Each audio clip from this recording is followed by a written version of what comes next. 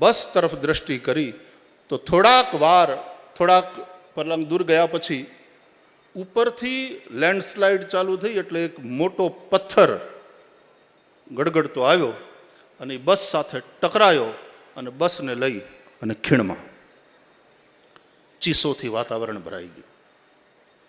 લગભગ કોઈ બચ્યું હોય એવી સંભાવના નહોતી. આ બંનેના મોઢામાંથી ચીસ નીકળી ગઈ અને ઓલી બેન બોલી કે હે ભગવાન, અમે બચી ગયા. એને રાજીપો હતો.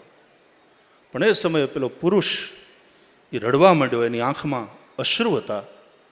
એટલે સ્ત્રીએ કહ્યું કે આપણે બચી ગયા, તમારે રાજી થવું જોઈએ, તમે રડો છો કેમ?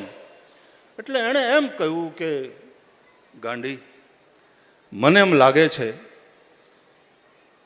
આપણે બચી ગયા એની ઉપર મારું ધ્યાન નથી, પણ આપણા સ્વાર્થને લઈને